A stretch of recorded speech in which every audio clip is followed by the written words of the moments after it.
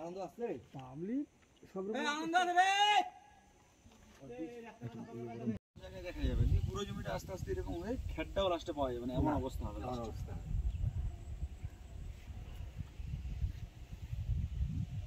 কি ব্যবস্থা হয় ধানের মারাত্মক এবার ব্যবস্থা করেন।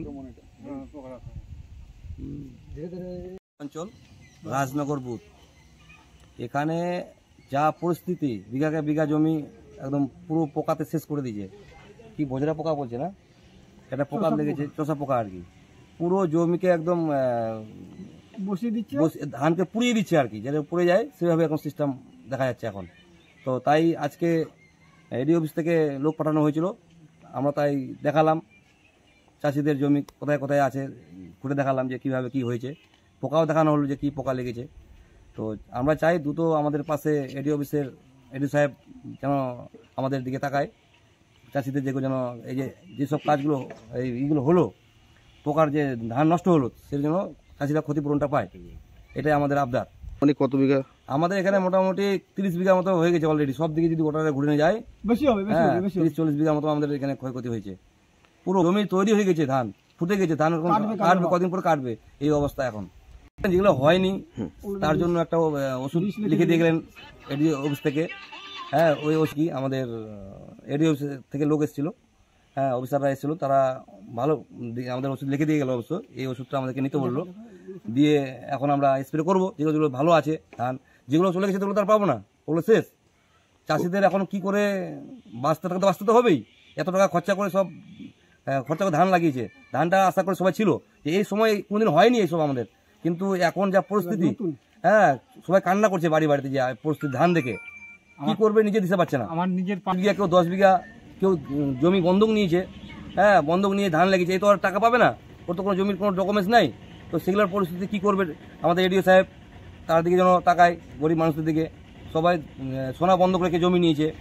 হ্যাঁ, আমি চাইবো এডিও সাহেব এগুলোর কিছু সাহায্যর ব্যবস্থা করবে, এবং যেটা আমাদেরকে যে দিয়ে গেলেন, হ্যাঁ ফর্ম ফিল আপ করে জমা করতে বলো শস্য বিমা, তো আমরা ওটা করব। তো এটাতে হবে না, এটাতে কিছু হবে না, আমাদের যেটা খরচা হয়েছে এই টাকা তো আমাদের কিছু হবে না। তো আমরা চাইবো যেন আমাদের আরও কিছু সাহায্যের ব্যবস্থা করে দেয় এই চাষিদের জন্য। যেভাবে পরিস্থিতি, ধান খরচা করে সবাই ধান লাগিয়েছে, ওই টাকায় কিচ্ছু হবে না আমাদের। আমার নাম অজয় বালা, প্রতিনিধি। এটা হচ্ছে গাজল থানা, বাবুপুর অঞ্চল, রাজনগর বুথ আর গ্রাম রাজনগর। এটা হচ্ছে আমাদের বিঘা বিঘা জমি ওই চষা পোকাতে খেয়ে গোড়া থেকে শীষ পর্যন্ত একবারে আগুনে যেভাবে ঝলসিয়ে দেয় সেভাবে ঝলসিয়ে দিচ্ছে। আমাদের রাজনগরের বিগত জমি এই গোটা তো মোটামুটি 400 বিঘা জমি, তার মধ্যে ধরো যে 50 বিঘা জমি ক্ষতি এরকম হয়েই গেছে। চাইছি যে এডি অফিস থেকে আজকে ধান ফুটে বের হয়ে গেছে, মানে মোটামুটি সপ্তাহের পর কাটবো, এই মুহূর্তে এই অবস্থা, মানে রান্না কাটি থেকে শুরু করে বাড়িতে খাওয়া দাওয়াই ছেড়ে দিয়েছে। যে তোমরা আমি যে বীজটা লিখে দিলাম সেই বীজটা যেগুলো ভালো আছে দিবা, যেগুলো ভালো আছে, আর যেটা চলে গেছে ওটা তো আর ঘুরে আনা যাবে না, এটাই শুধু বলে গেল। এখন যেখান থেকে বীজ পাওয়া যাবে অতি শীঘ্রই তোমরা বীজটা স্প্রে করো। ফর্ম দিচ্ছে, ফর্ম দিয়ে গেল 2-3টা, আর ফর্ম ওখান থেকে দেবে, ফর্মটা নিয়ে ফিল আপ করে ওখানে জমা করতে হবে। তার পরবর্তীতে তারা পদক্ষেপ কী নিবি তাদের ব্যাপার।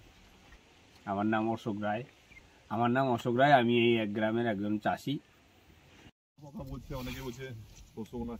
শোষক পোকা, না এগুলো? হ্যাঁ, শোষক সব ওই যে কিছু ধানই তো শেষ করে দিয়ে। এগুলো তো ফাঙ্গিসাইড নয় তো? এগুলো না ফাঙ্গিসাইড ইনসেক্টিসাইডের প্রয়োগ করতে হবে, সেটাই তো বলছি। ফাঙ্গিসাইড তো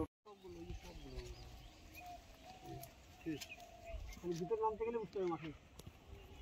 আরে শীষগুলো দেখো না তুমি, শীষগুলো দেখলে বুঝতে পারবে। দেখো শীষগুলো দরকার নেই, এমনি দেখো, ইয়ে দেখা তো দরকার। আমার জমিটা দেখো, ওই দেখো শীষগুলো দেখো। আমাদের কোনবার হয়নি না, কেউ বুঝতে পারছি না এই জিনিসটা। না আমাদের থেকে আমার এই সেটা হচ্ছে তোমরা এক কাজ করো, এই মানে এই সময়টা একটা ইয়ে করুন, ঠিক আছে, স্প্রে করুন। কিন্তু আমি তো দেখলাম যে দিয়ে ধান তো ভালোই আছে, এমনি তো কোনো ইয়ে হয়নি, ভালোই আছে, তো বুঝতে পারিনি।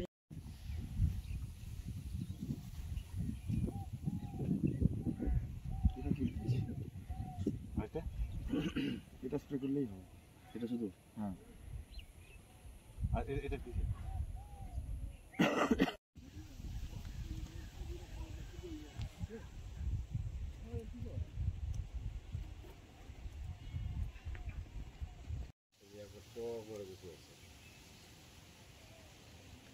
দে তোকে ছাড়া তোকে একটু ঘুরে আসি জমি থেকে একটু। যতটা হবে না, 3 বিঘা মাটি